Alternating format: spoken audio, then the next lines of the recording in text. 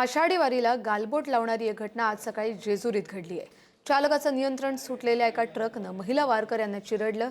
या अपघातात 3 महिला वारकऱ्यांचा मृत्यू झालाय तर 4 महिला वारकरी गंभीर जखमी झाल्यात। जेजुरीतल्या भोंगळे मळ्याजवळ ही अपघाताची दुर्दैवी घटना घडली आहे।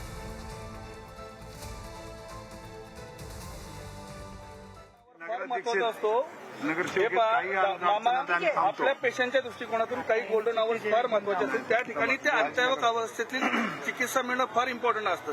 आल्यानंतर त्या सगळ्या ट्रीटमेंट चाललेल्या आहेतच, परंतु ज्या ठिकाणी एखाद्या गोष्टीची जर कमतरता असेल तर अशा कुठलंही हॉस्पिटल असेल त्या ठिकाणी तो निर्णय हे घेत असतं। जसं पेशंटची तुम्हाला प्रकृती कळेल, मी तुम्हाला अर्धा तासामध्ये मी स्वतः येऊन परत मीडियाच्या समोर या सगळ्या गोष्टी आम्ही सगळेजण काळजी करू नका। डॉक्टर मार्तंड देवस्थानची टीम या ठिकाणी आहे, नगरपालिका आहे, नगराध्यक्ष या ठिकाणी आहेत, प्रमुख विश्वस्त देवस्थानची स्वतः आल्यापासून घटना घडल्याच्या 5व्या मिनिटाला मी इथं होतो आणि मी स्वतः बाबांच्या बरोबर आहे। त्यांना सांगितलं कुठल्या खर्चाची काळजी करू नका, स्वतः आम्ही या ठिकाणी होतो, मी स्वतः जरी होतो।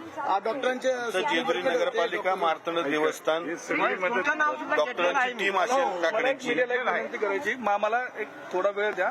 मला परत एकदा पेशंट सर्व बघणं आम्हाला क्रमप्राप्त ठरेल। सर्वप्रथम आता आम्हाला थोडा वेळ द्या, आम्हाला सगळ्या गोष्टी पुन्हा एकदा बघणं आम्हाला म्हणणं होतं की ते नाही तुम्ही काही काळजी करू मॅडम, आम्ही तुम्हाला स्वतः येऊन सांगू, आम्हाला पूर्णपणे ठीक आहे ओके। मामा सर आहे का?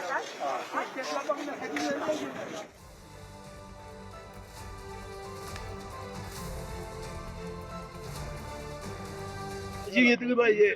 अशा घटना दरवर्षी होणं गैर आहे। या संदर्भात आपण त्यांना कवच कुंडल दिलं, पण पैसे दिल्याने काम होईल का?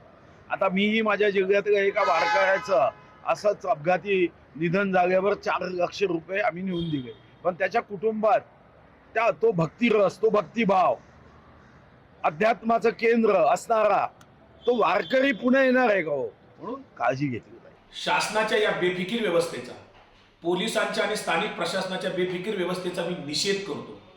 वारीमध्ये वारकऱ्यांची काळजी घ्यायची असते, अशा वेळेस असा ट्रक वारीमध्ये घुसू कसा शकला? पोलीस यंत्रणा काय करत होती? असा आमचा जाहीर सवाल आहे। त्या मृत झालेल्या महिलांच्या कुटुंबियांना, त्याचबरोबर जखमी महिलांच्या कुटुंबियांना अपघात विमा तात्काळ 15 दिवसाच्या आत मिळाला पाहिजे। शासनाने तशी व्यवस्था करावी, अन्यथा शासनाच्या घोषणा ह्या केवळ पोकळ आहेत।